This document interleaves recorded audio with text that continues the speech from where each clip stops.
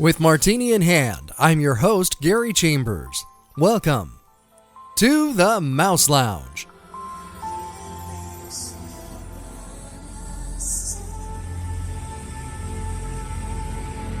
To all who come to this happy place, welcome.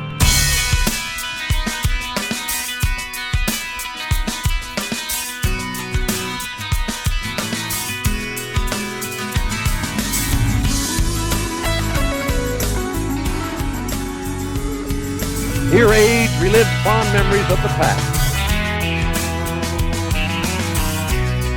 And here youth may savor the challenge and promise of the future.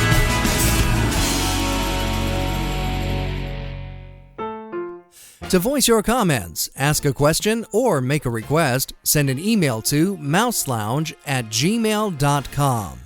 Visit the mouselounge.com website anytime for the latest Disney news, show notes, and the all-new unofficial Disney podcast directory. Your one-stop shop to learn about, subscribe, stream, review, and discuss your favorite Disney podcasts, both past and present. Friend us on Facebook at facebook.com/mouselounge and follow us on Twitter.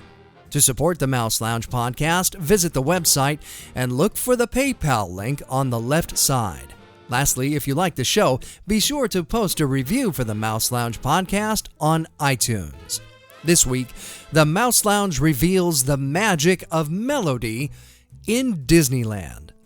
But first, we go behind the Mickey Bar as Liana and I talk about the new Cars Land, the just-opened Jolly Holiday Bakery, Castmember beards, Fastpass, and much more. Next, a Mouse Lounge special feature. The BBC's Russell Davis looks at how the archives have treated the two faces of Walt Disney, Uncle Walt, who brought laughter and pleasure to millions, and the rather tough businessman and social engineer. Enjoy the second of a 5-part series, Double Disney. Then, from the Disney archives, based on the Oscar-winning cartoon Toot, Whistle, Plunk, and Boom, comes a marvelous record narrated by the unmistakable Thurl Ravenscroft from the 1963 Disneyland Record DQ-1232. Have a listen to A Child's Introduction to the Instruments of the Orchestra. Don't let the title fool you. This record was lavishly produced by Toot Camerata. It's hard to believe this mini masterpiece landed in the Kiddy Records bin. Then, from Walt Disney, we focus on the music of two silly symphonies from the 30s. The first is Musicland from 1935, and The Woodland Cafe from 1937. Both are perfect examples of the use of music to further the narrative, and are just great fun to listen to. I'll provide a description of the plot for Musicland so you can better follow along. Each show we present a high-definition ride-through from a Disney Park East or a Disney Park West. Did you know that Disneyland boasts 10 different live performance groups that play in all 4 corners of the park?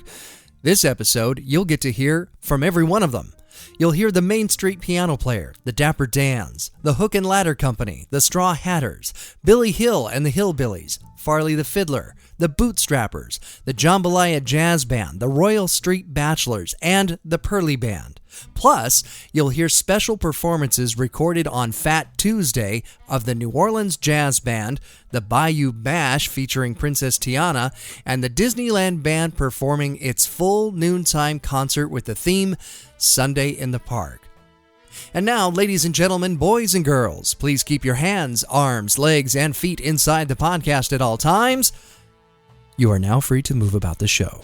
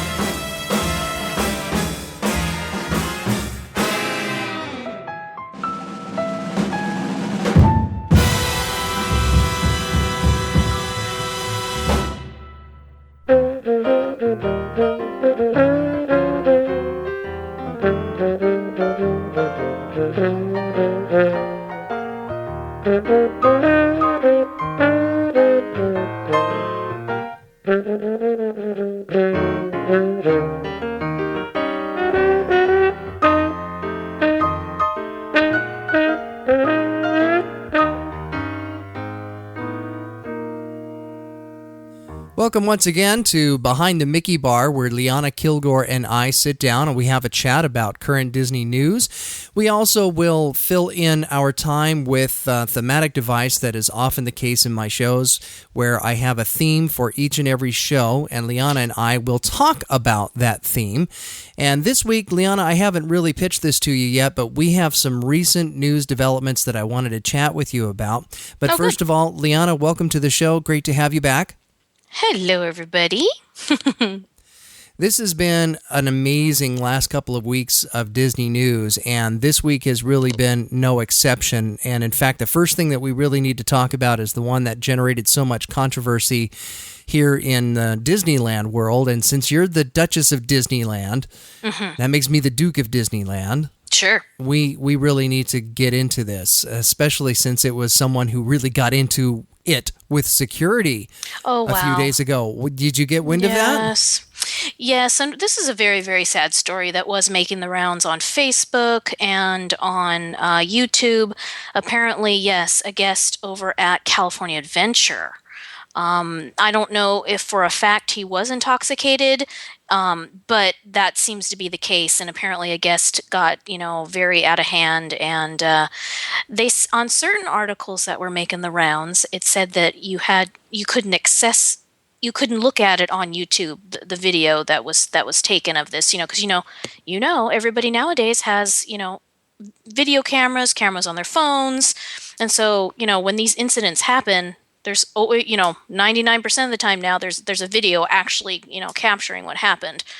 And I was able to access it with no problem on YouTube. They said that you had to be 21 or older to watch it, and I clicked on it instantly and it played for me. So, but it was a very sad story. I had the same experience as you did. In fact, what happened was it had hit the news wires, and I clicked on the link and immediately got to the video, which why you have to be over 21 to see this. I think perhaps because there's profanity in it, just a few words that are spattered in here and about. But this man, I won't call him a gentleman, this person, this guest was belligerent beyond belief and really had it in for security at that moment. And we don't really know what instigated it at this point, but we do know that a security officer for Disneyland, or DCA in this case, was actually taken to the hospital. He wasn't seriously injured, as I'm sure no one was, but more than anything, this person who behaved like a buffoon. And I think this is where the accountability factor for those that would misbehave is much higher now. And because these camera phones and the video functionality on the smartphones is so ubiquitous that these types of things are really no longer alleged. They are filmed from multiple angles, and very rarely is there going to be a case where something so public in such a public venue of bad behavior isn't going to be extremely well documented. Should Disney press charges and this goes to court, he's going to have a losing battle because there's definitely definitive evidence of what he had done and who he had hit. Well, apparently the article later on that I read said that he had like a special assistance pass. And a lot of times, especially over in California Adventure, the way that they have the queues set up now, they are, say if you're in a wheelchair or if you have one of those little scooters, all those queues now are accessible for those wheelchairs and things like that. So people kind of get ticked off because they think having a pass like that means they don't have to wait in a queue, which is a whole other conversation. But anyway, he was trying to bypass the queue. And I guess when the cast member said that he needed to, go in the queue, he became very belligerent. But, I would love to discuss this because from what I saw in the video, it looked like that poor security guard was way over his head very quickly. And I just wondered, and then you said that with the actual proof with the video that that he would have, he would be up against a losing battle. And apparently also in this article, now I don't know, we can discuss this more, that cast members are not allowed to touch guests at all. So I think at some point when your guest is, knocked a security, guard down to the ground, how could you not get involved? So I think at one point there were actual other cast members involved, but I think at one point I did see, there were actual park guests involved holding this person down, but I think at one point I did see a cast member too, trying to hold him down, or at least in the middle of this altercation. So hopefully no cast members will get in trouble over this, because it's just really, really sad. And, he just wasn't listening to commands. But what my main question is, why did they keep him on stage? Why couldn't now, you might have the answer to this, but why didn't the security guard have those little plastic ties that you can handcuff him? Why couldn't he do that to him and escort him off stage? Because there are gates right there. That is true, but it's my understanding that all the security measures that the cast members have are a flashlight and a badge, basically. That they really don't have the authority, nor do they have the training, really, to diffuse a situation other than it being verbal and escorting under their own power a guest backstage in order to address the situation. There are lots of things that I have read, particularly under David Koenig's great 2 books about Disneyland behind the scenes, and I call them great, even though they are somewhat anecdotal, and there are many cast members that have refuted some of the stories that are there. But in terms of its readability and at least giving a bird's eye view of what kind of policies and procedures have been in place at Disneyland, it's my understanding that they really don't have much in the way of power, nor would they do anything particularly physical unless someone was in actual danger. And I think it was starting to broach that point, and guests were stepping up, and other cast members appeared to be stepping up in the video in order to subdue this man so that he wouldn't do anyone else or himself harm. Well, and I think that was... the security guard kept telling him, sit down, and sit down, and he wouldn't sit down. Right. And then that security guard had pepper spray, which they said was okay for him to have. Yeah, I don't disagree with him using the pepper spray. It's an unfortunate incident, and I must go to this point that Susie Brown, the spokeswoman for Disney, has said, she said on Tuesday, that they were not going to change, based on this incident alone, any of the security procedures that they have at the park. And I would like to invite those who are former or current cast members, if you would. I can think of 2 right now that were in security. Yeah, you and me both. We're thinking of the same 2 people, but they shall remain nameless here. But give us a call on the voicemail line, which is 805-270-5785, and give us your voicemail opinion about this particular incident, or you can email that to mouselounge@gmail.com, or you can shoot us an email and we'll just read that on the air as to what the actual policies are in such a case like this has happened, and then we'll talk about it on the next Behind the Mickey Bar. Or maybe if they have any experiences themselves with people that have been, especially unruly, and what they've done or what they would do, or just in general what their opinion is. It's really sad. It's really sad. It is sad, and it is good that it is an isolated incident. And I was thinking about this a couple of days ago when I was in the park. It's amazing to me, really, with as many people as go through those turnstiles, that this kind of thing does not happen any more often than it does. Well, I bet you some people are going to blame it on the alcohol, that they sell alcohol in the park. Well, you know what? With the way people have annual passes these days, you can go to any surrounding bar in the area and walk in and be drunk. It doesn't matter.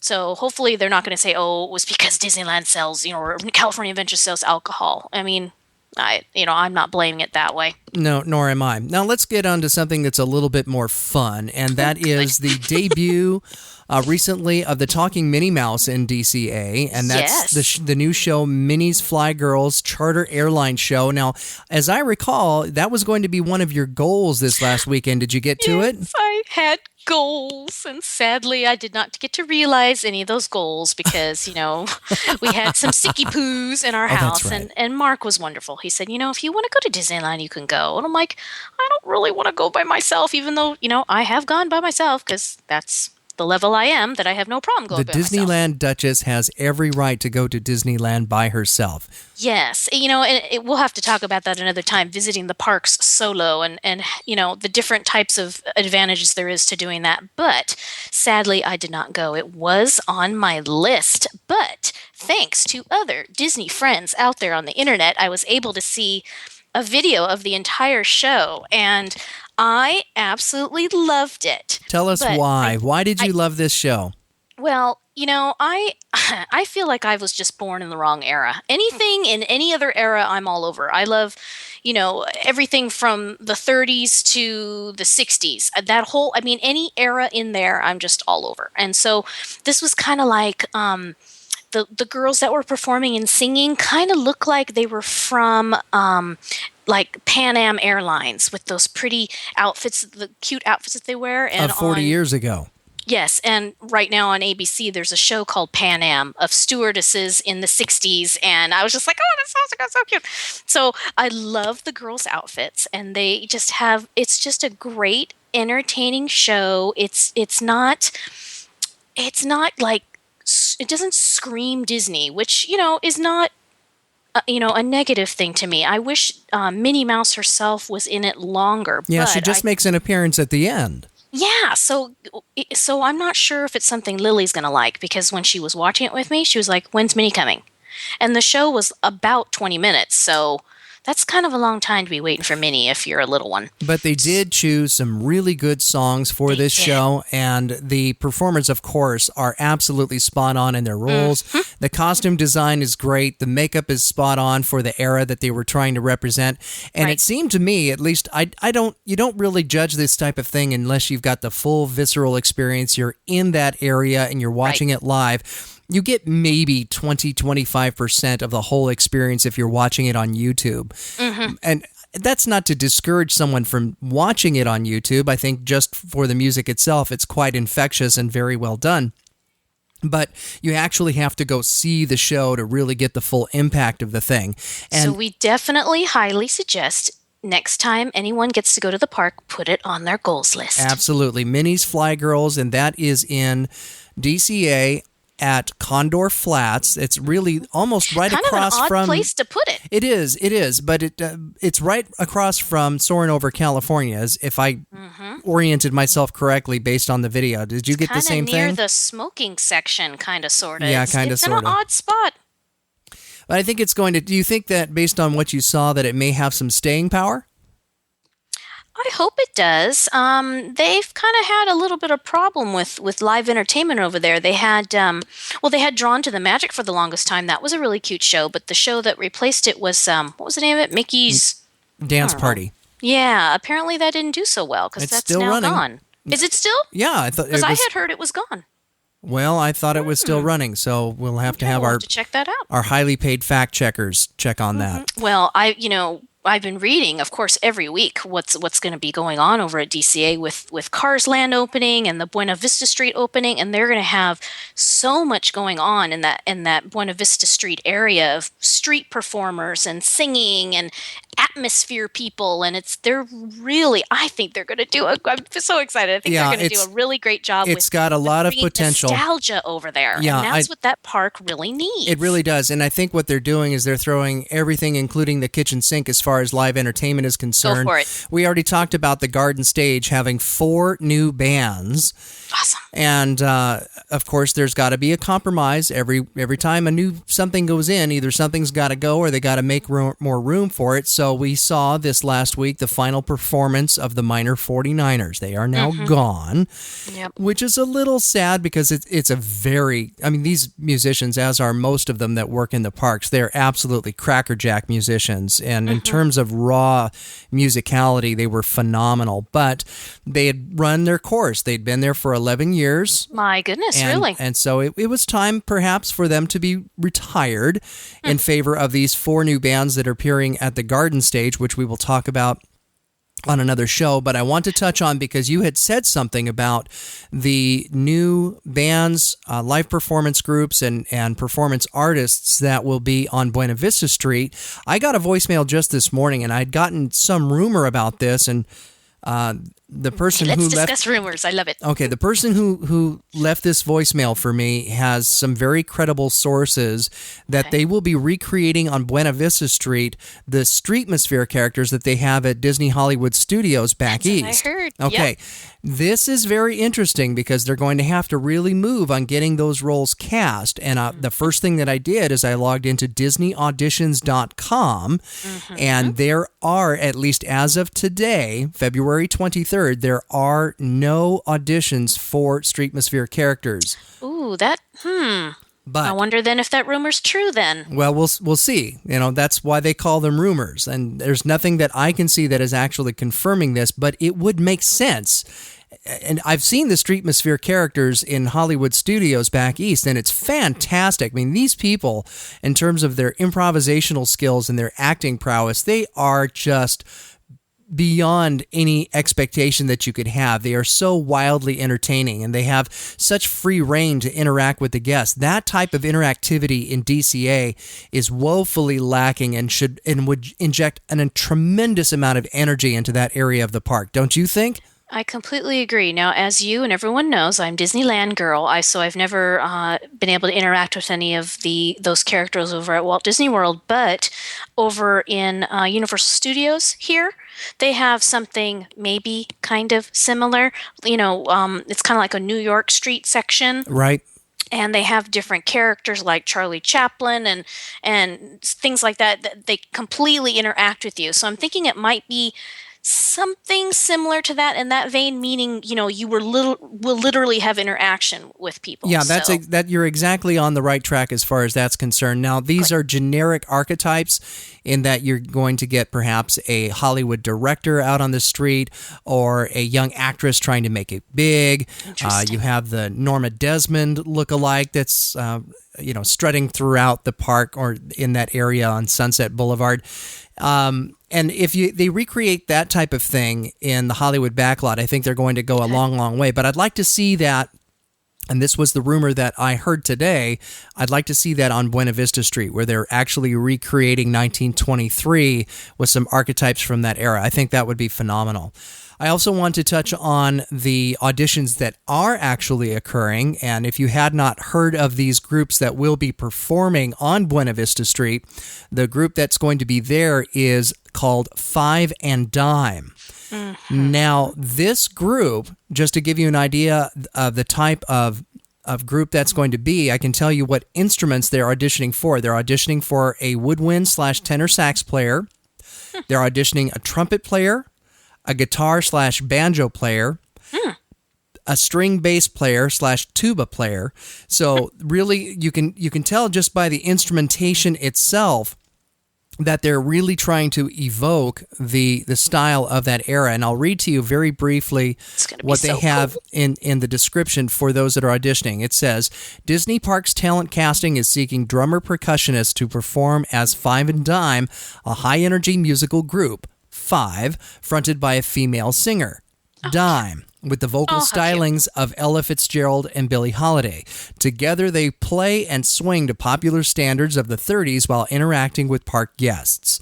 Rehearsals begin in early May, and the show opens in early June. So everything is really on track for the new group Five and Dime.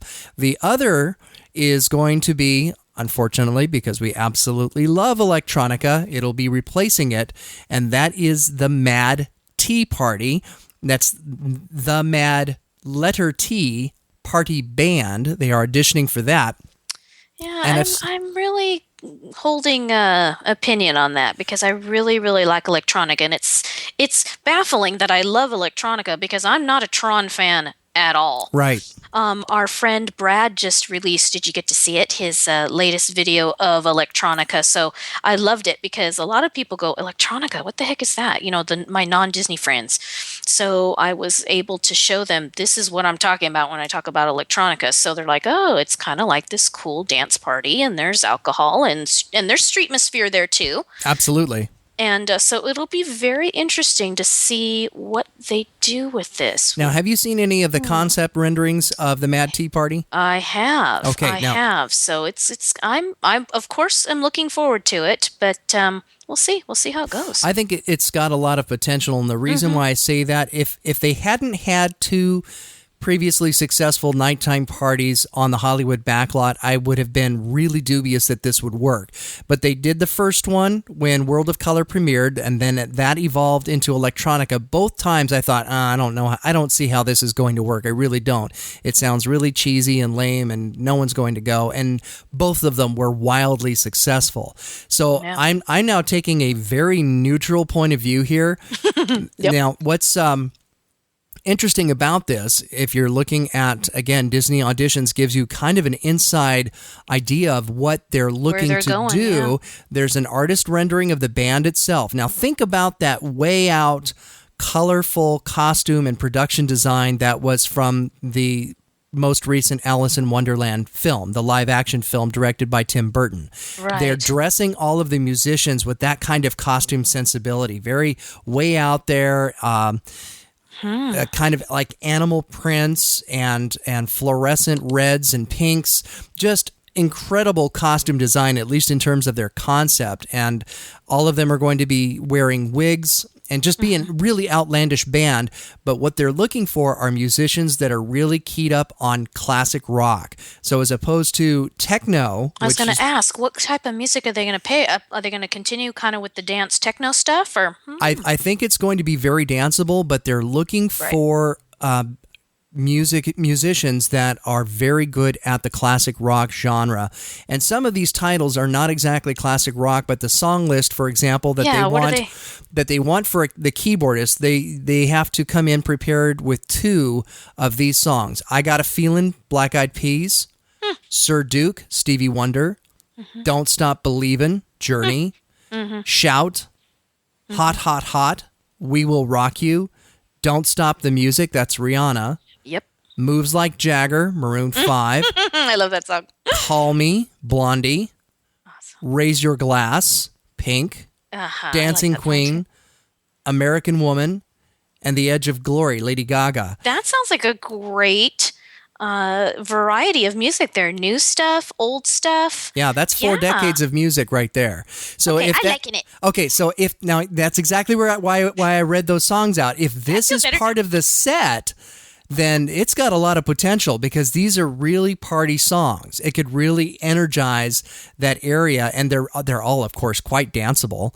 I mean, can you imagine some way out, outlandish group that's really crackerjack classic rock musicians performing Dancing Queen or We Will Rock You? I mean, they could just create this electric atmosphere with that kind of music. How fun. Okay. And so when is this supposed to start? Well, it's supposed to start with the rest of the opening of Buena Vista Street. So we're looking at this debut to be in June. So it should all just come at the exact same time in the first week of June. There's so much new stuff over there. It's going to be so exciting. It's like, okay, what have you done? And what have you done? And let's go over here. Let's go over there. And oh my gosh. And I'm totally looking forward to the opening of that Carthay Circle Theater because did you get my text about how we have a friend yes, that's going to be working there? I did. Excited. And from my perspective, I couldn't be any happier because we know where he came from. Like he had paid his dues and he had the personality and he had the experience. And now he's going to go in and work at the Carthay Circle Theater.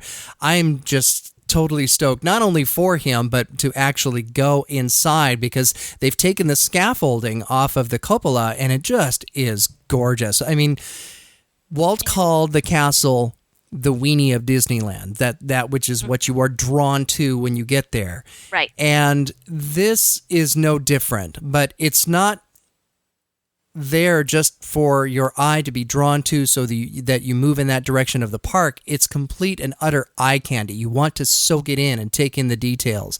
And I can't wait to see the inside. Yeah, apparently they're supposed to have 2 lounges and a restaurant inside.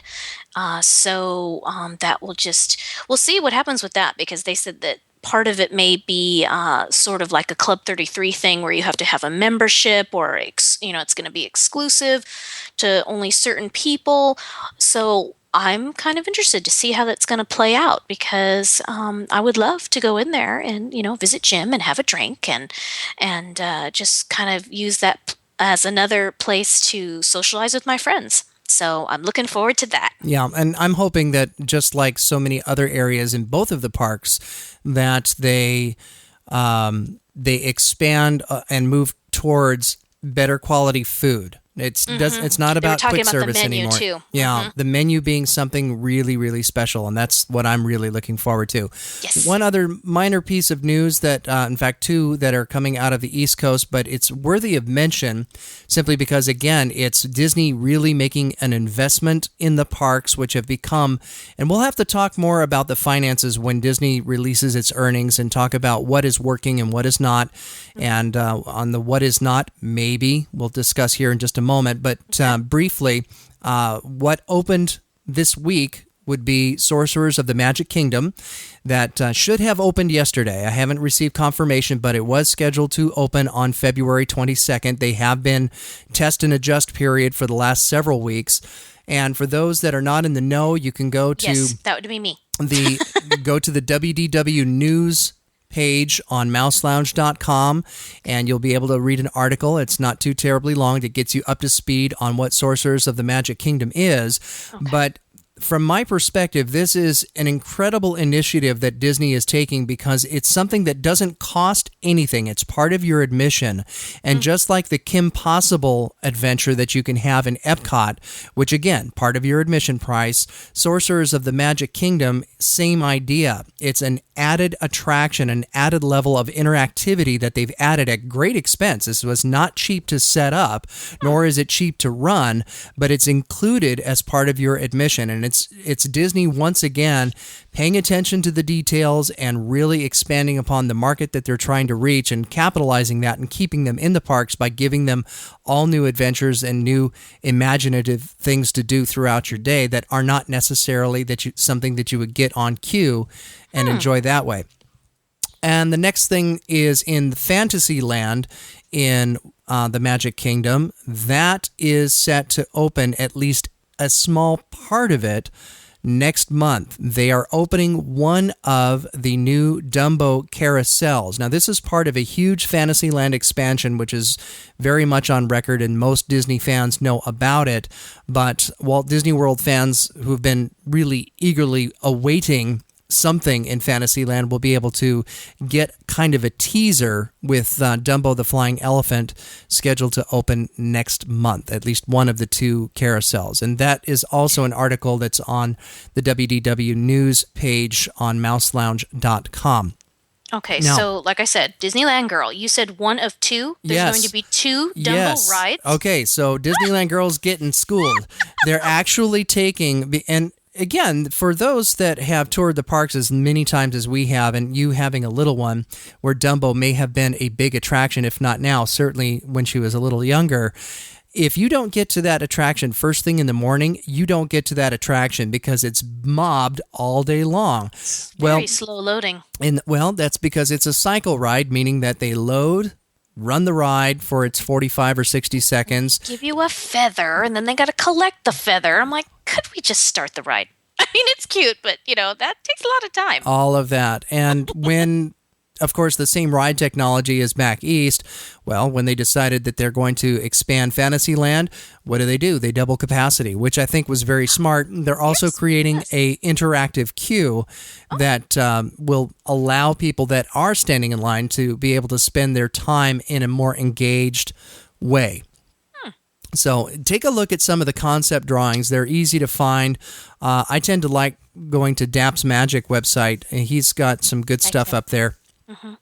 Robert Dapp's, nice shout out to him. He does some really good work. I like his site a lot.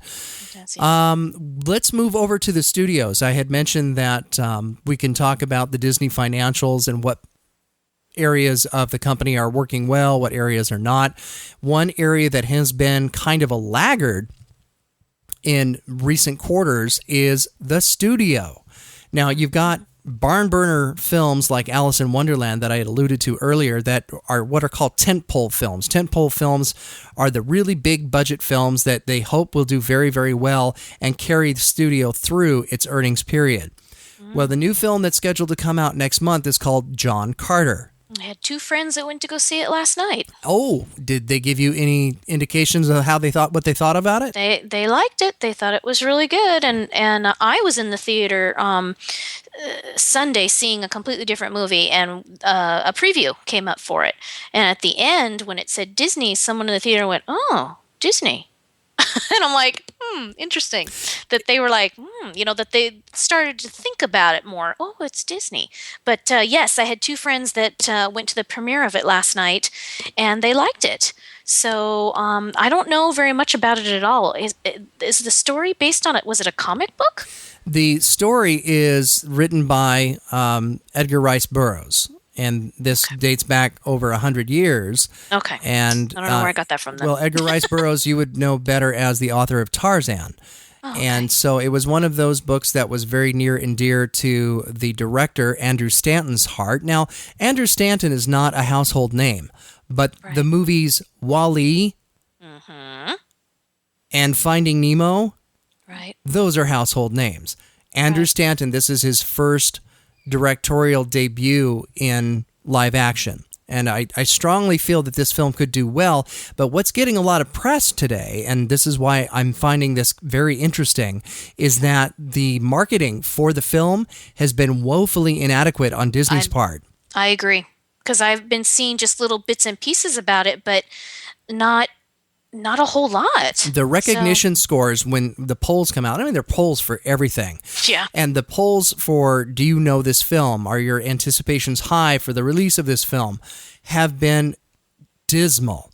The numbers have been horrible. No one knows that this is a Disney film. They don't know what John Carter is. They don't know what book the film is based on. Like I said, that guy in the theater was like, "Oh, Disney." Yeah. He didn't know. That's what is really pervasive in the non-Disney community. Those of us that are, we knew that this was in development for quite some time, and I've been following its progress. But when it gets this close to release, there needs to be an awful lot of buzz to be able to not just generate a profit, but break even, because this is a very expensive film to make. But what's going for it, and this is what I find really interesting, is that the fans are rallying behind it. One of the things that was really vilified on Disney's part was the trailer, which didn't really provide any exposition of what the thing was going to be about. The images that were there were evocative of Star Wars 2, the second film in the prequels. He supposedly is supposed to be on Mars, right? Right. So I couldn't tell that from the trailer. Right. So what has happened is that the fans have rallied, and a few got together, and they, using the official footage that has been available, whether it's snippets from the film or clips from the actual trailer, they have reassembled it and cut their own, a fan-based trailer. That's funny. And here's what's really interesting. It's infinitely better than the trailer that Disney cut. Of course it is. Well, I told my mom in the theater, I leaned over and I go, all the Disney geeks are geeking out over this movie, but we didn't know much about it. So I honestly think that because Andrew Stanton being cut from the cloth of Pixar storytelling, Cars 2 notwithstanding, I did see that last weekend. Moving on. Moving on. I think that this film has got a real shot to be a hit, despite its low recognition, mainly because of the quality of the direction, the quality of the visuals, and Pixar's incredible sensibility as far as telling stories, and Andrew Stanton being such an integral part of that for so many years. This may very well be a film that's not known today, but after its release, it may pick up a real head of steam and be a hit. That's complete conjecture, but yeah, and I hope so too. I really do hope that Disney doesn't trip over its own feet on this one, because they certainly drug them. Are you going to go see it? I'm not sure if I'm going to see it. I will go see this one in the theater.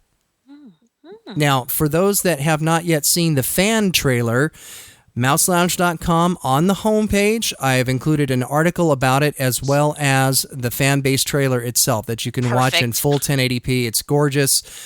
Put it on your TV if you can and run it through your sound system, because it's perfect. It's really awesome. Okay, we had originally planned to take this conversation into one that is thematic for the show, but we have unfortunately run out of time and had a fantastic time just talking about the news. And we're going to get this out right away so that the news is very, very current. As you're listening to it, you're acknowledging, yes, this just happened. So, Liana, for now, we're going to wrap up our session of Behind the Mickey Bar. Thank you, as always, for being on the show. You lend such an incredible insight to Disneyland, and our opinions, while we often agree, we disagree just enough to be able to make it very interesting. So we will catch you next time on the next segment of Behind the Mickey Bar. And until then, thank you very much. Enjoy the rest of the show. Liana? Goodbye, everybody, and as always, thank you for listening.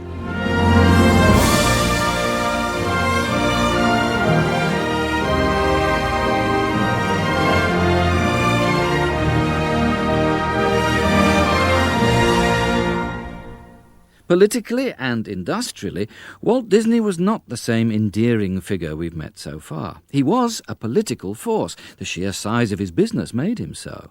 Even Derek Hart on Tonight sensed it, hence the introduction he gave his guest. With me is one of the most famous figures of the century, with a name probably even better known all over the world than those of the statesmen who alter our lives.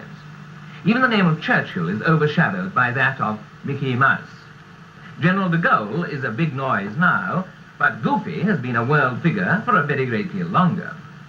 Khrushchev may dominate world politics today, but Donald Duck has been a global star for nearly a quarter of a century. These are all the children of one of the most remarkable brains of the century, Walt Disney. Those names, especially Khrushchev, place Walt right at the heart of the Cold War, a spot where he was very much at home. Visitors to his Magic Kingdom realised that, with a bit of a shock in my case, when they saw the theatrical exhibit where a life-size audio-animatronic figure of Abraham Lincoln gave a speech. An eerie experience in itself, but it was what Honest Abe said that caused surprise. Here was an opportunity for Walt Disney to endorse Lincoln's message of freedom and equality for all. But instead, the speech chosen for the living statue to deliver was about the defence of the nation, and it's become extraordinarily topical in these days of terrorist attack. At what point shall we expect the approach of danger? By what means shall we fortify against it? Shall we expect some transatlantic giant to step the ocean and crush us at a blow? Never. All the armies of Europe, Asia, and Africa combined could not by force take a drink from the Ohio or make a track on the Blue Ridge. At what point, then, is the approach of danger to be expected? I answer, if it ever reach us, it must spring up among us. It cannot come from abroad. Well, Lincoln was right in one sense, and in another sense he was mistaken. But either way, it's a remarkable passage for Walt Disney to have chosen to highlight. Walt had a particular kind of right-wing temperament that's characterized by the exaggerated fear of the unknown. In that case, it took the form of military paranoia, but in lesser matters, the sense of lurking menace was also present. This is how Disney's old friend and ally Ray Bradbury, the science fiction writer, recalled Walt's motivation in establishing Disneyland. The average carnival and the average circus in the world is seedy and smells of lion urine, huh? He says, why can't we have a circus that smells a little better, that isn't run by psychopaths? Huh? The average carnival is run by psychopaths and freaks. Huh? We know that. And even when we're kids, we sense there's something wrong with these carnivals and these people who behind the canvases, God knows, are doing what at midnight. Huh? It's Druid time, isn't it? The trees move. So Disney wanted a nice, clean place to take his kids. That's how Disneyland started. He had all these teenage kids or younger, and he had nowhere to take them. He used to take them to the same park I took my kids to, a little dime place over at Beverly Boulevard in La Cienega, a junky little place, dreadful, huh? So out of that need, he said, damn it to hell, let's do it right. Doing it right involved further research on how it was being done wrong. And during some of that, the actor Richard Todd, Disney's Robin Hood and a big star of the 50s, was present. I was staying in New York, doing mainly radio and TV promotions for Robin Hood. And one day Walt arrived in New York, got in touch with me, said, "Look, would you come out to Coney Island with me?" I only knew of Coney Island as being the kind of Blackpool of America. I thought, what on earth are we going to Coney Island for? Anyway, I didn't wish to. I didn't question him. I didn't wish to bother him either. So I said, "Yeah, sure, lovely." So we went out to Coney Island, and we went on all the roundabouts and various other things. We ate massive great dollops of candy floss. And then at the end, he said, "I'll tell you why we've done this. I'm going to start a super fun place in California, near Hollywood. And I was just coming here to get ideas." About a year later, I was in Hollywood, and he said, "Would you come out with me tomorrow to see Disneyland?" So I had a preview. We went to see Disneyland the day before it opened. So I was taken all round Disneyland by the delighted Walt, who wanted to have a go on everything himself. He was a boy, he really was boyish. I think Walt used me as a test bed, a sounding board for his idea, to see how it went down with me. I suppose it affected what he did, in the end, with his Disneyland. When you wish upon a star, makes no difference who you are. Anything your heart desires will come to you. If your heart is in your dream, no request is too extreme. When you wish upon a star, as dreamers do. In songs like that, Disney was completely at one with aspirational America, and still is. To dream is to be halfway to achieving. It's overlooked by Disney historians that the voice singing that classic version of When You Wish Upon a Star belonged to Cliff Edwards, alias Ukulele Ike, who was one of the more dissolute Hollywood figures of his day, seriously addictive in drinking, gambling and womanizing all at once.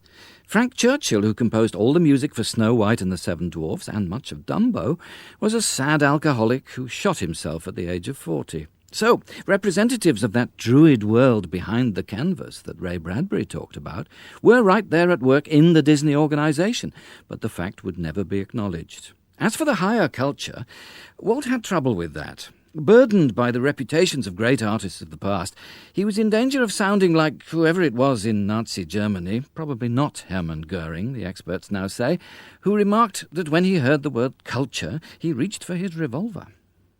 And as these famous names run through my mind, I begin to feel myself shrinking to about the size of Dopey of the Seven Dwarfs. And the horrid feeling persists that perhaps Dopey is as well qualified as I am to discuss culture in America. As a matter of fact, at times I have even caught myself viewing the word culture with suspicion. It seemed to have an un-American look to me, sort of snobbish and affected, as if it thought it was better than the next fellow. Actually, as I understand it, culture isn't that kind of a snooty word at all.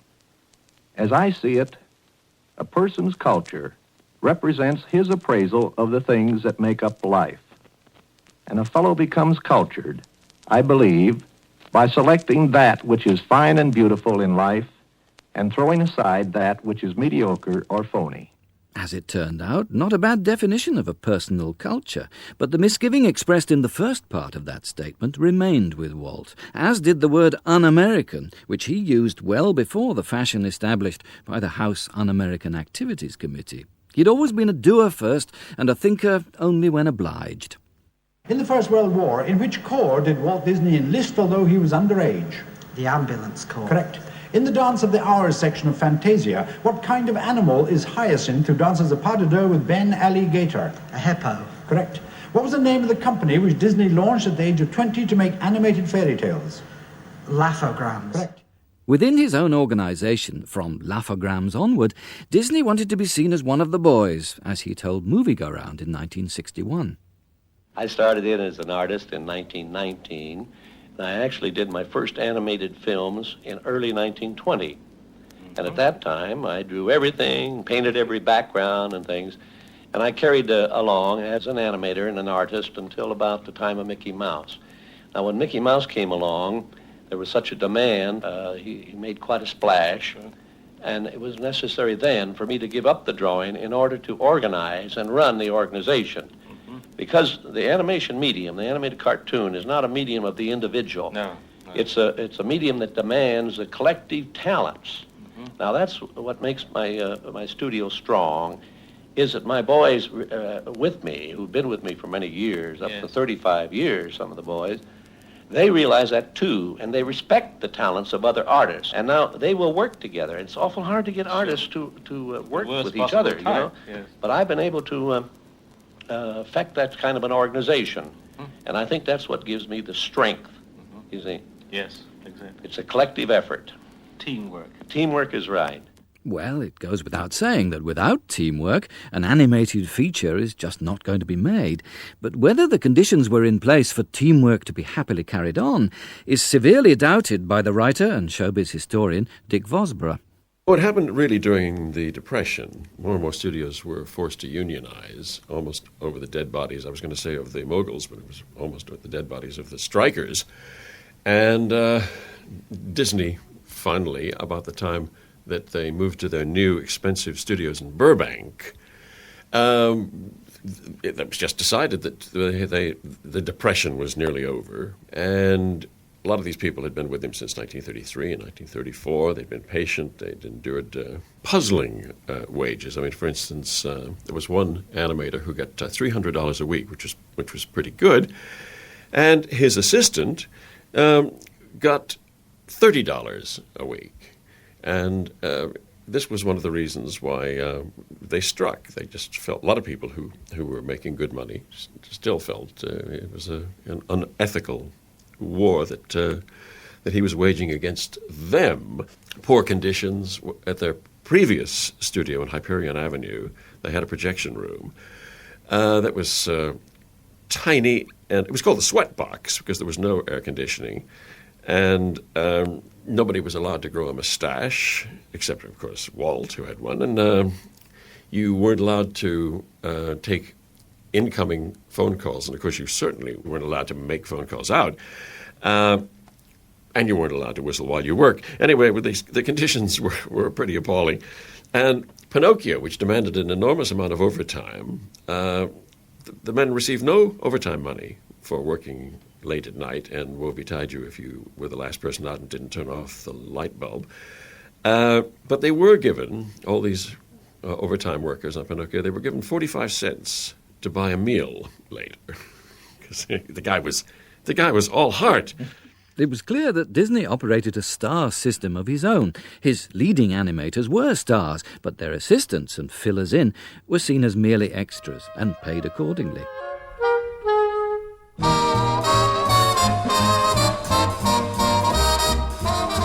Is everybody here? Yes, teacher. Susie Sparrow. Here, teacher. Bertie Birdbrain. Here, teacher. The Canary Sisters. Here, here, here. Penelope Pinfeather. Here. Here, here, here, here, here, here.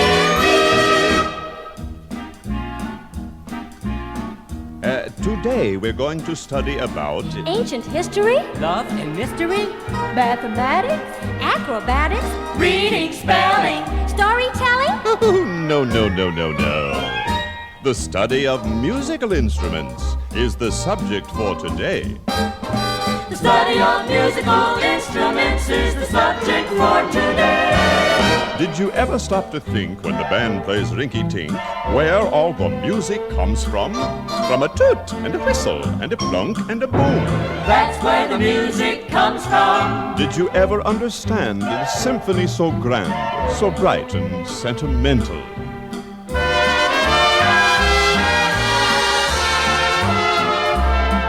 That a toot and a whistle and a plunk and a boom are very instrumental.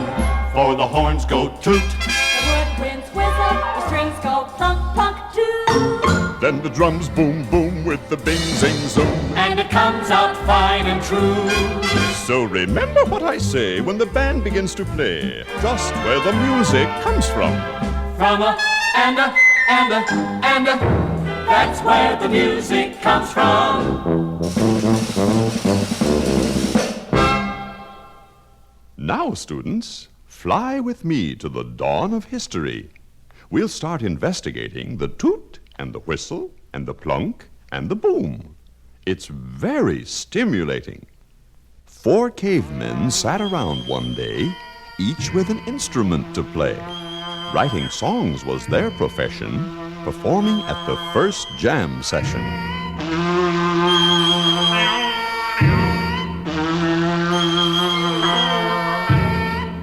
When a caveman blew through an old cow's horn, right then and there the first flute was born.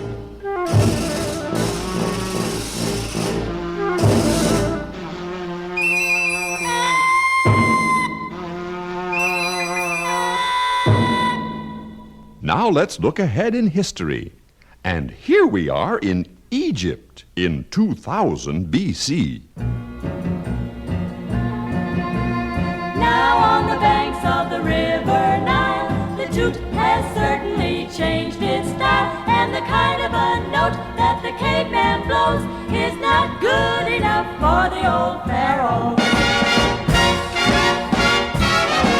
No, it's not good enough for the old pharaohs.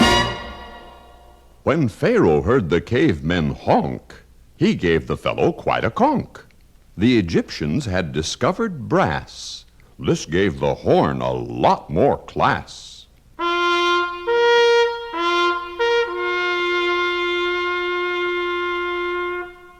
The horns were very long and straight, longer and lower too. But wait, someone found out the sound's the same no matter what the shape or name. Valves give the trumpet extra sound.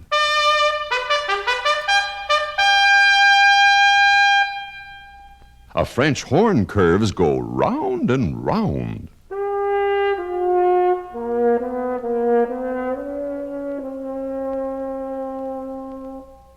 The trombone smear is commonplace.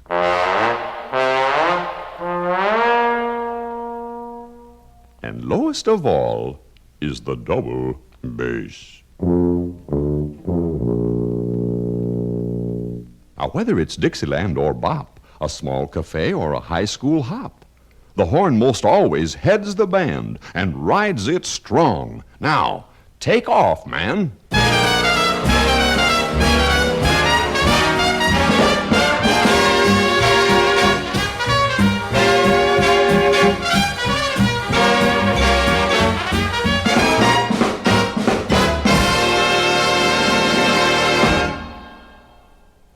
Now, back we go to ancient caves to see how the second man behaves.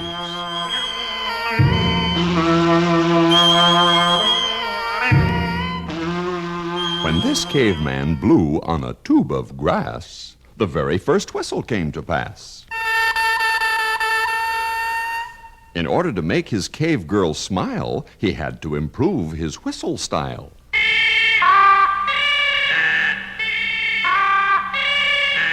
And when he saw he was doing fine, he added more holes, about 8 or 9.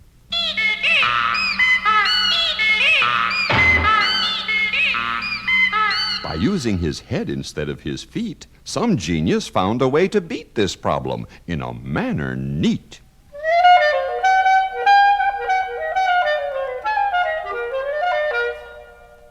With wires, pads, and pins aplenty, 10 fingers do the work of 20. The family of reeds has really grown. It now includes the bassoon, the oboe,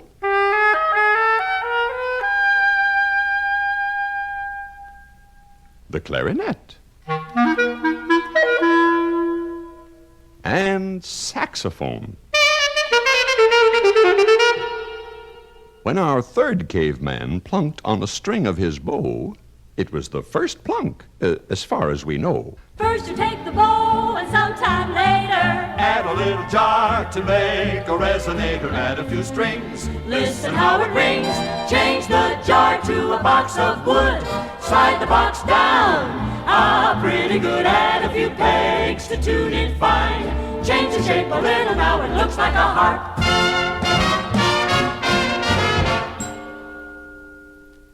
Now, from here, there are 2 ways to go. Plunk it, or play it with a bow.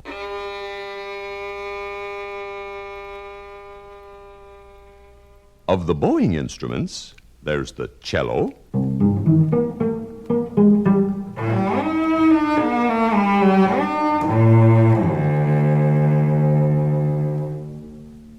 and the bass.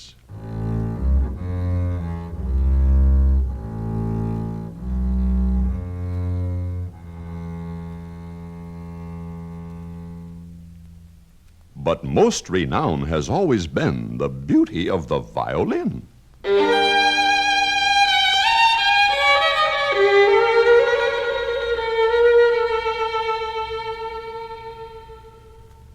Piano, best for centuries, is played by striking all the keys.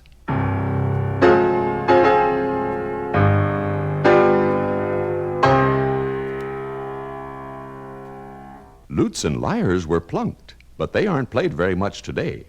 Now people crowd from near and far to hear a good man on guitar.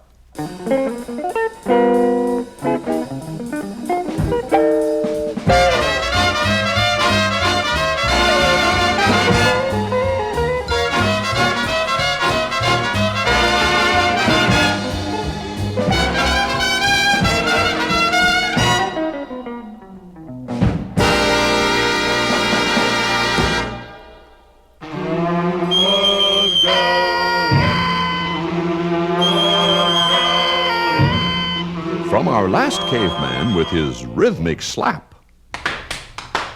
have come all things that click or tap. Came rattles, bells, and we presume all other instruments that go boom. From tight stretched skins and bits of bone came tom-tom, drum, and xylophone. There are chimes and bells, and from the Congo, drums like the Caribbean bongo. A snare drum's needed, I'm afraid, to start a thrilling street parade.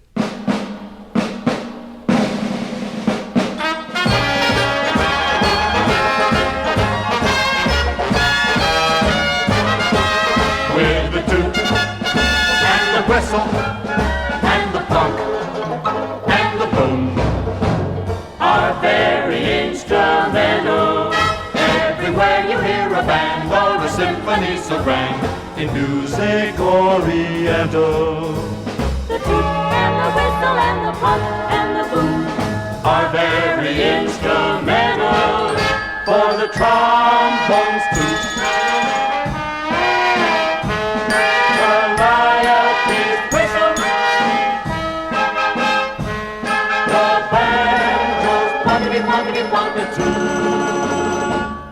When the drums boom, boom with the click, clack, zoom in a Latin rhythm true.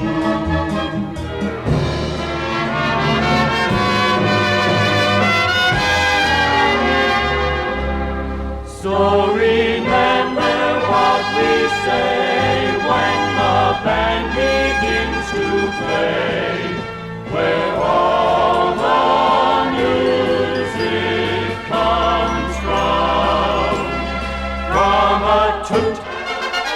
and the whistle, and the plunk, and the boom. That's where the music, that's where the music, that's where the music comes from.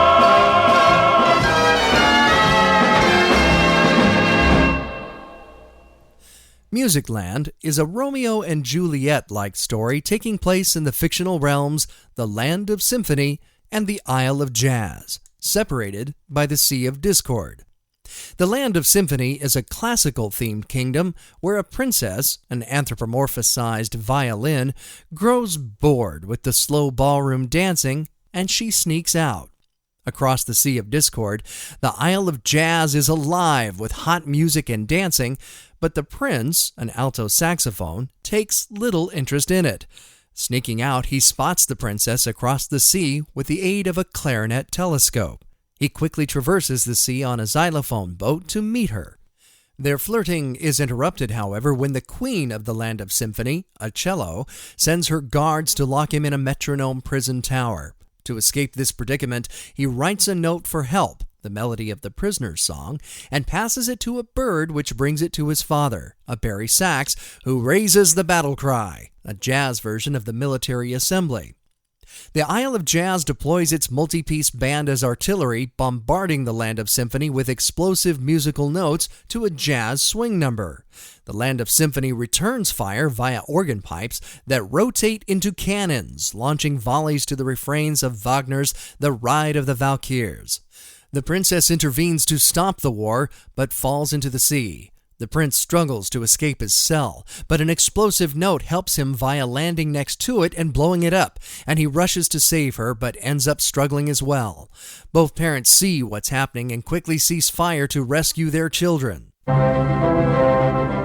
The story ends on a happy note with a double marriage as the citizens of both lands dance on the newly built Bridge of Harmony.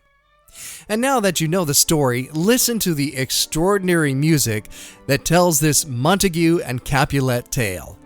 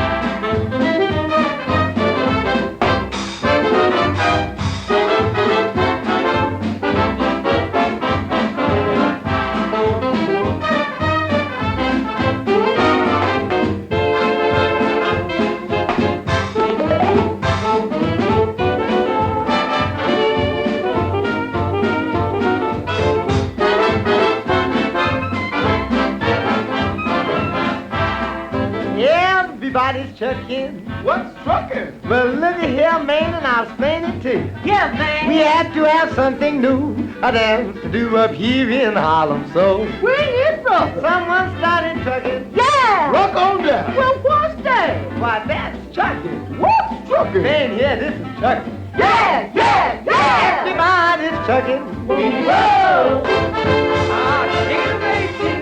Now, going on, cat. Take it easy now. It's truly wonderful. Oh, let's get the food. Yeah, man. Yeah, yeah, yeah. Well, all right. What you going to do there, boy? Boy, that's a cymbal. Yeah, that's a solid cymbal. Let your gate, let your... Everybody's there. Everybody's there. Come on down now. Oh, knock me out, baby. Yeah. Beat it out like it, man. Now, hush, my mouth. Yeah. Oh, yeah.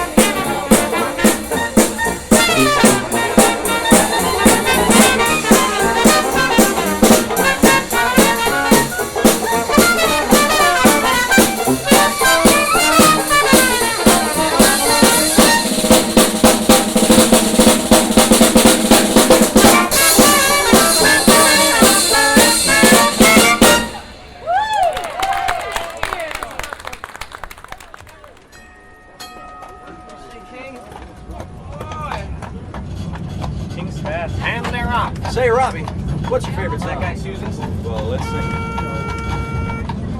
I met her down where the black-eyed Susans grow, Susans grow, down where the perfume breezes blow. You can talk about your fields of cotton, talk about your field of Susans nodding, where nothing could be finer. California to Carolina, down where the black-eyed Susans grow, Susans grow. Every sweetheart loves her cold soul. You'll be satisfied, I know. You will always wanna go down where the black-eyed Susans grow, Susans grow. I met her down where the black-eyed Susans grow, black-eyed Susans growing down where the perfume breezes blow, perfume breezes blow. Susans nodding, where nothing could be finer. California to Carolina, down where the black-eyed Susans grow, black-eyed Susans grow, and every sweetheart loves her beau. That's so. You'll be satisfied, I know. You will always want to go down where the black-eyed Susans grow. Down where the black-eyed Susans grow.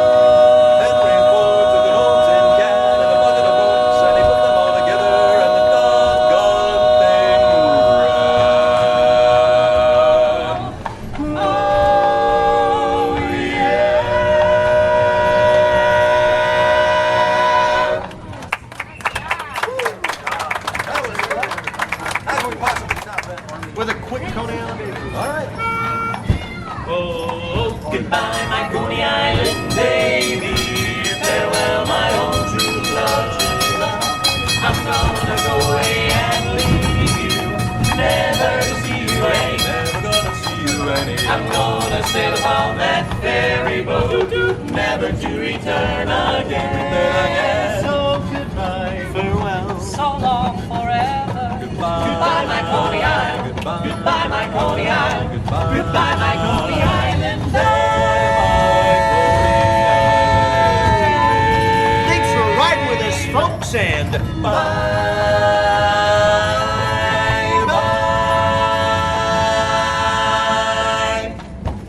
Thanks so much, folks. Have a great day. Bye-bye. He says the same before you over when you're over the same with the Hooker Company. here on Main Street, we're a little confused and confounded. There doesn't seem to be a cat stuck in this tree. I don't understand what all the alarms and the bells ringing and everything is for. They keep changing the grid. I don't know. Keep changing the schedule on us. I don't understand. Well, listen. Yeah, did anybody think to do that? Okay, well, listen, while we wait for that situation to progress in some way, let's go ahead and play a half-hour number. This one's called Winner Winner!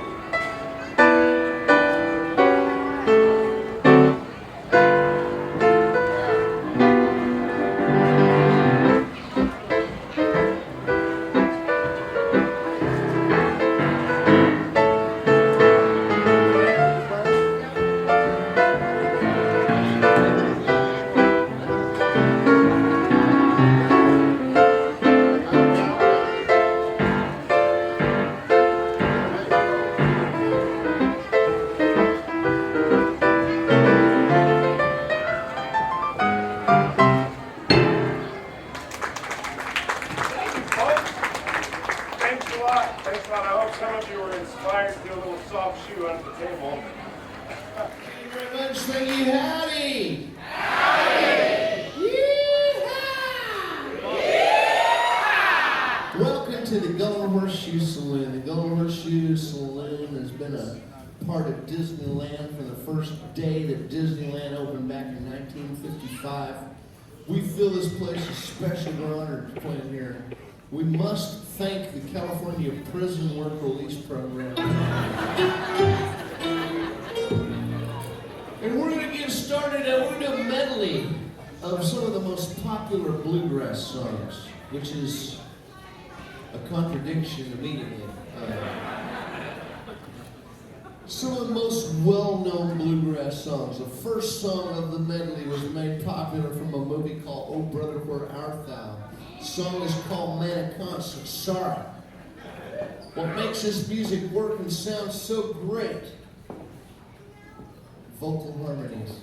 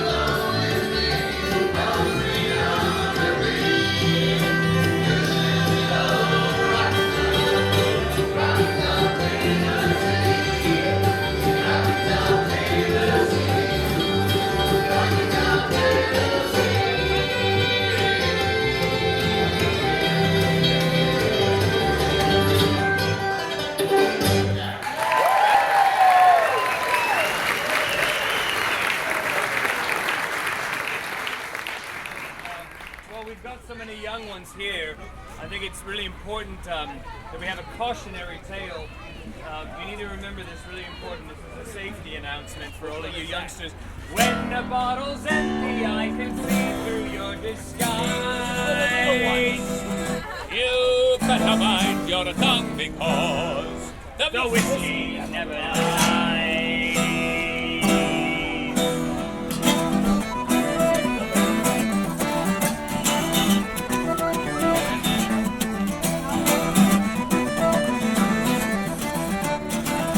Come on, dance! For you, a sword in your eyes, a knife of a shining bright out of the sky. But when you have a drink of you go get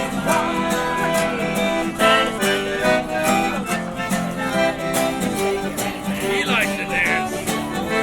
You said no other say that for you.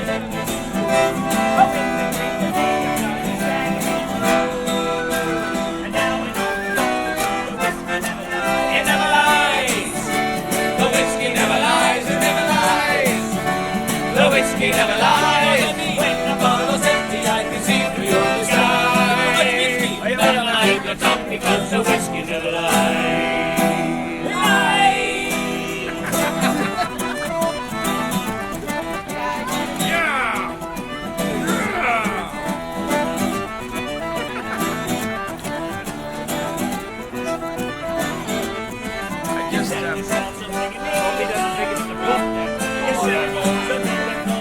Should be enough. I think you drank the game and say the sense of the stop. And now I know It never lies. The whiskey never lies. It never lies. The whiskey never lies. Won't you go and try to put the wool over my eyes? Well, you better mind your tongue because the whiskey never lies.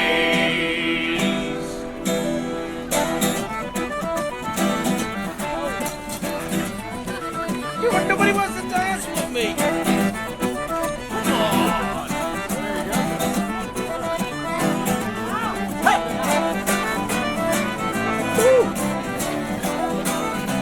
He's dancing.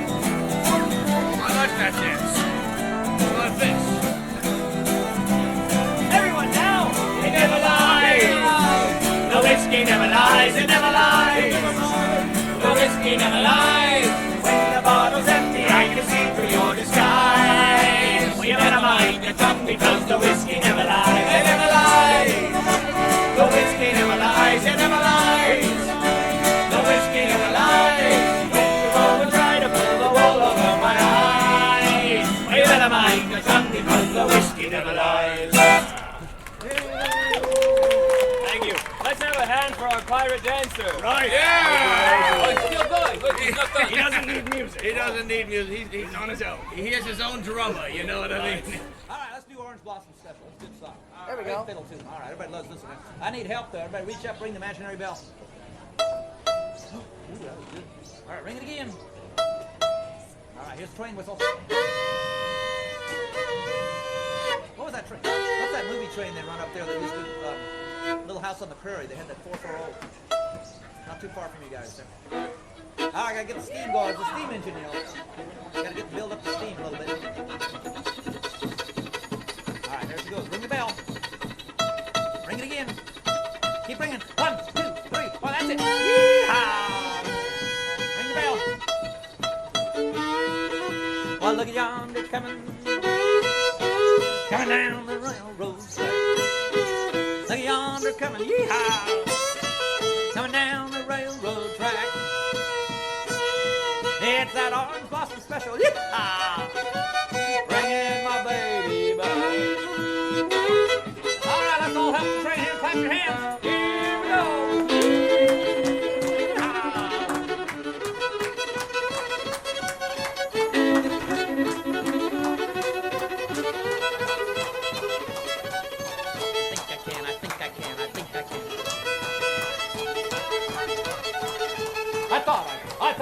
I thought. Casey Jr., I've been working here too long.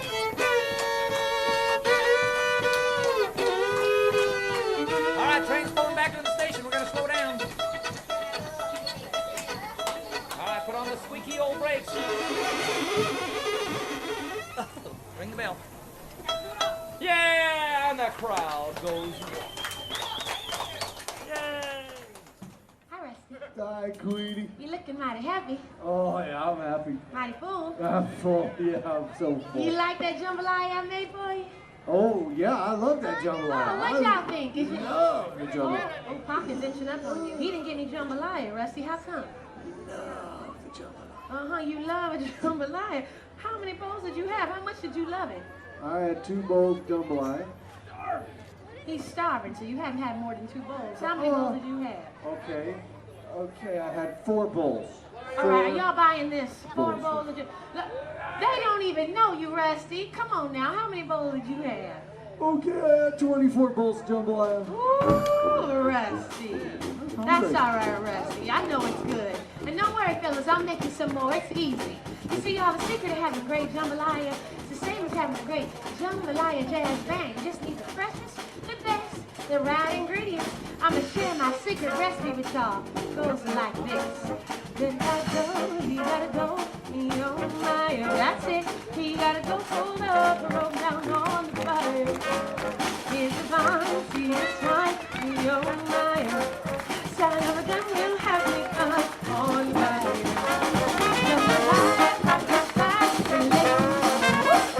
Oh, tonight I'm gonna be my cherry. Take the car,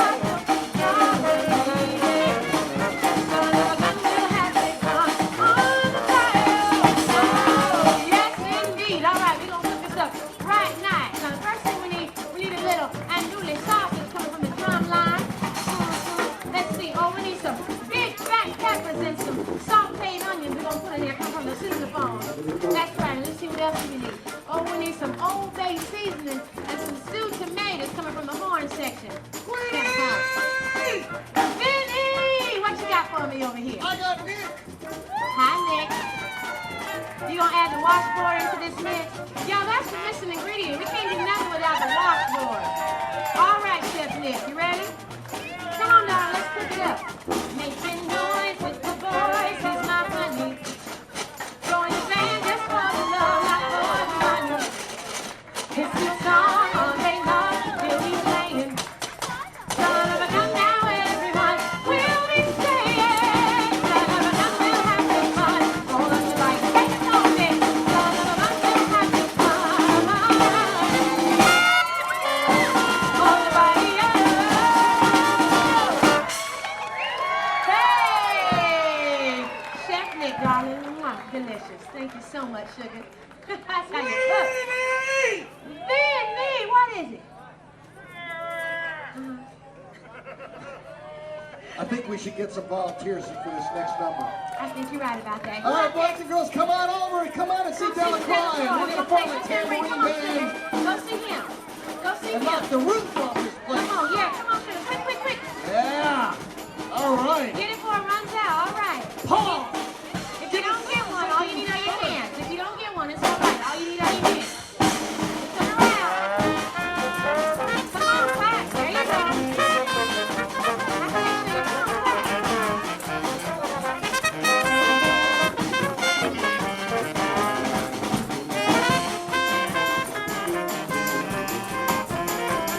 Oh, you're looking good, darling. Got a smile and everything. All right, here we go. Everybody march. Up high, up high. Up high. Down low. This way. That way. Oh, looking good. Okay, come down. All right, now keep up. Oh!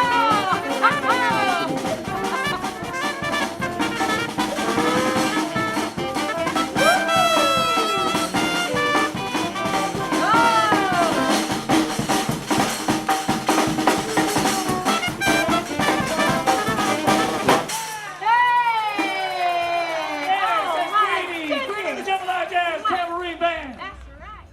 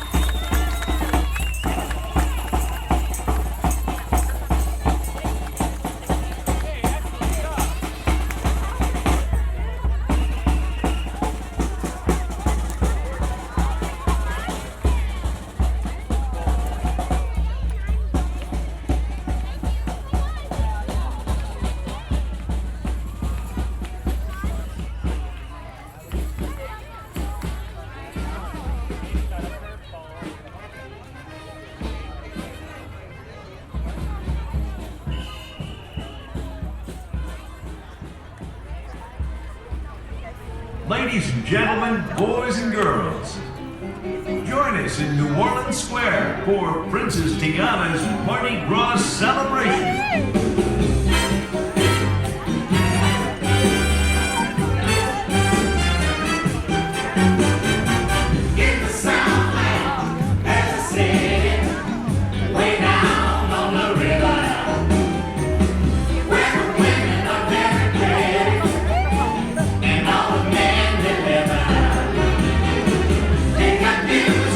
It's always played. Starting the daytime, go on.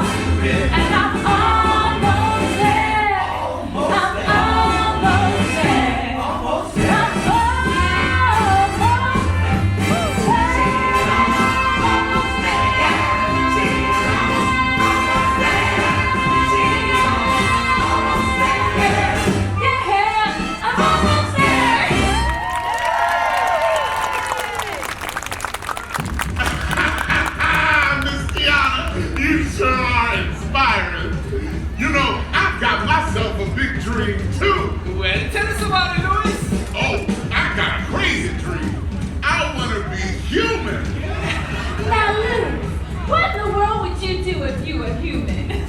Well, I'll tell you. If I were a human being, I'd get straight for New Orleans, and I'd blow this horn so hot and strong like no one they'd ever seen. We are the Rudy's Armstrong, Mr. Sidney Bechet. All those boys gotta step aside when they hear this old next band of play. Listen.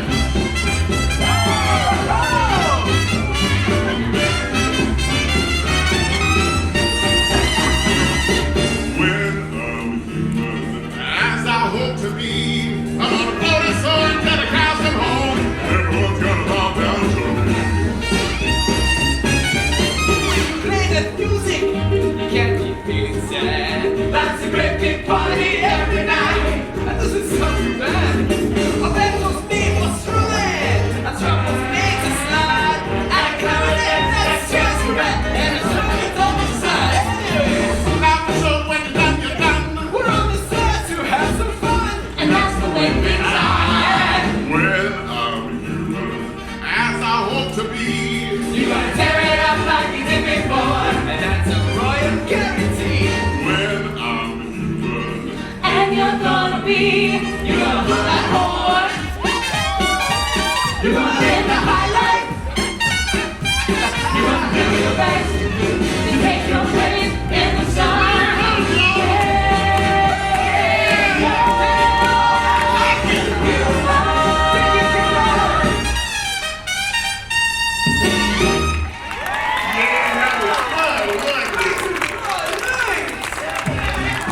Now, Louis never gave up on his dreams, and neither should we. Just like Mama Otis taught us about believing in ourselves and making our dreams come true. True happiness is not about what you want, it's about what you need. You just gotta dig a little deeper. Don't matter what you look like, don't matter what you wear. How many rings you got on your fingers, we don't care. No, we don't care. It don't matter where you come from. It don't even matter who you are. Big or small or short, or probably on a ball in here. And they all knew what they wanted us to do. We told them what they needed,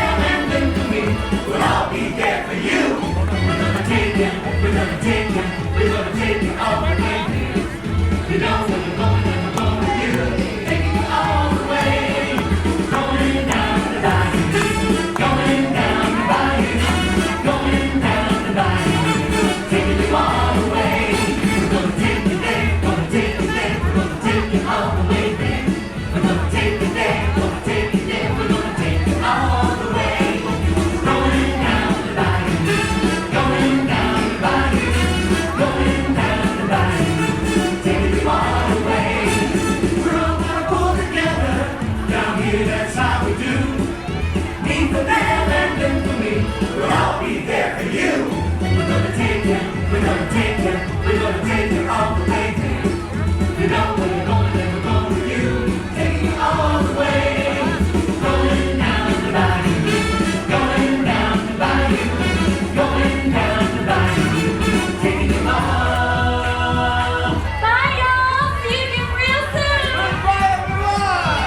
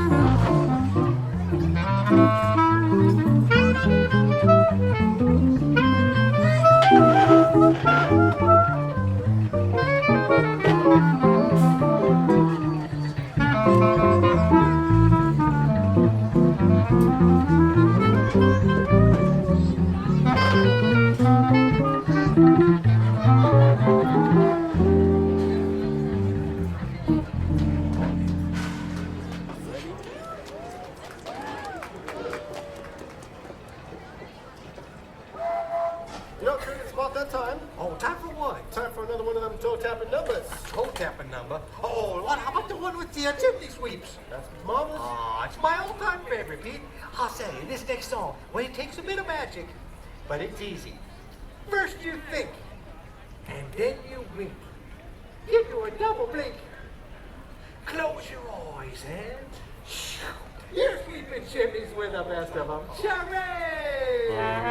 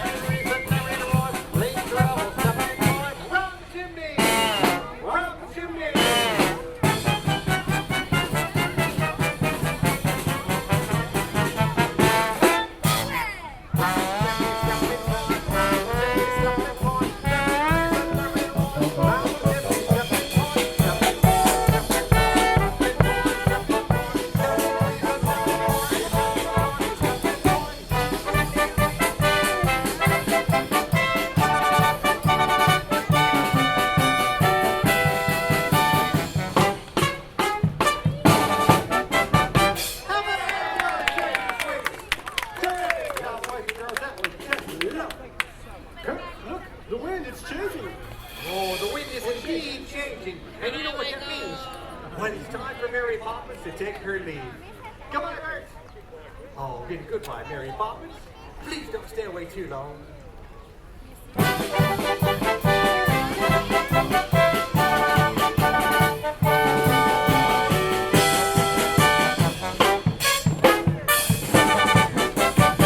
thank you, ladies and gentlemen, for joining us today.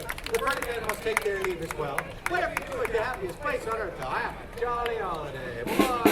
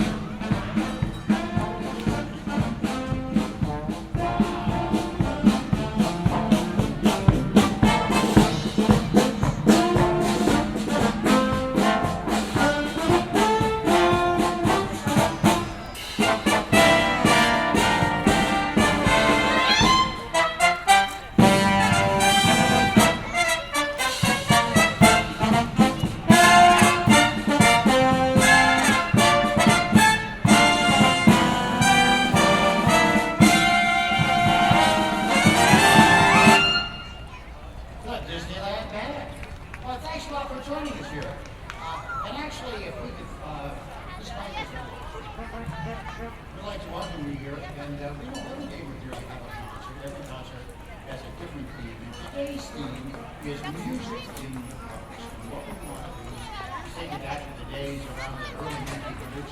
Every town had a band. It'll be a Sunday afternoon, 12 o'clock park in New York. They're local, all the local around town. Well, I'll tell you, we'll start things off by introducing you to everybody here in the Disneyland band. And the first people we're going to introduce you to are our drummers. We have two drummers in the band.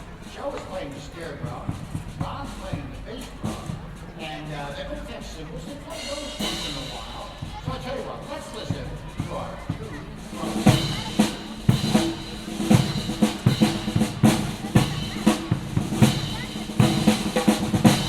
Well, let's have a hand for our drummers. Well, it is a big voice, isn't it? Well, but the next instrument we're going to introduce you to is our tuba player, and that's Mr. Robert Chrysler. And look at that tuba, isn't it beautiful? And now, the tuba, since it is the largest instrument the band does, play the lowest notes. So let's listen to Robert play the tuba.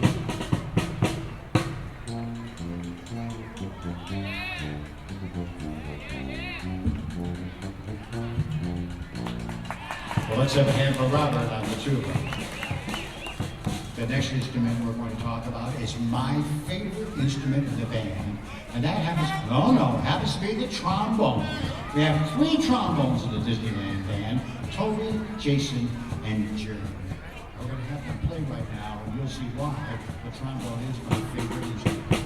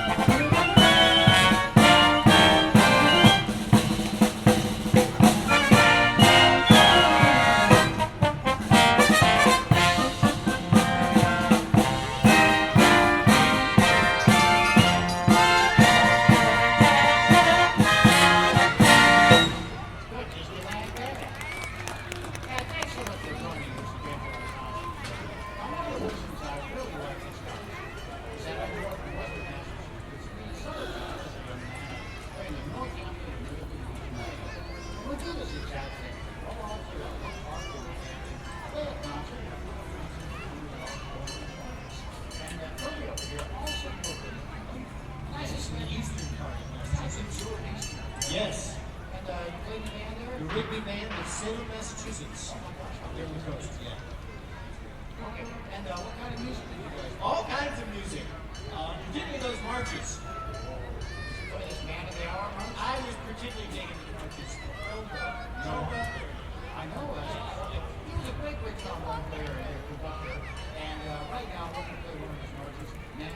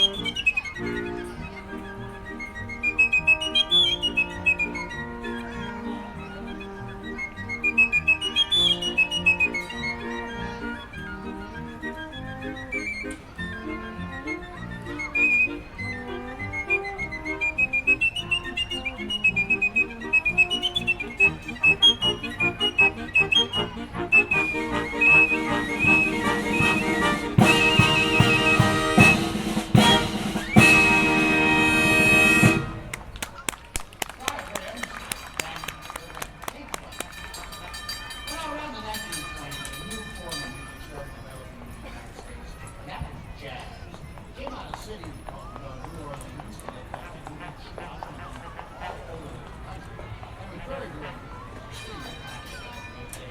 Well, we're going to play a song that we started.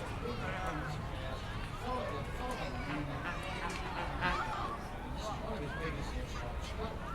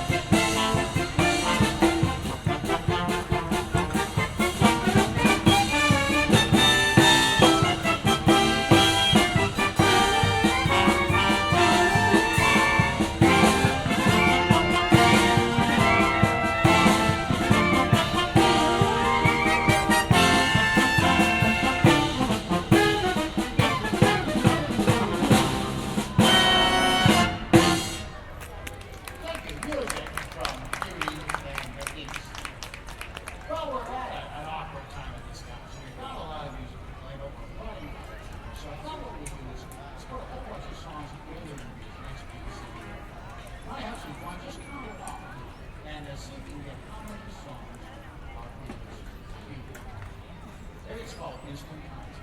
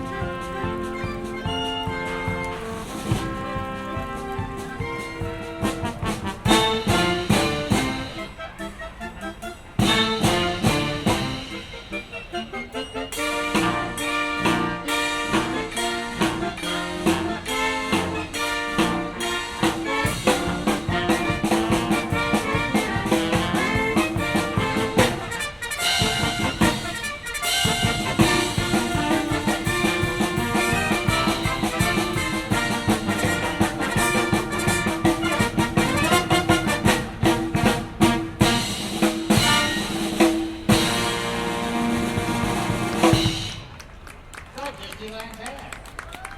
Now, anybody come along? Nope. Nope. Oh, okay. You're all going to have to come again. Nope. Oh, well, nice try, though. Well, I'll tell you what. We're going to be back here at 4:45 this afternoon for a patriotic flag ceremony. Hopefully see you there. And then also throughout the afternoon, we have small groups in the area.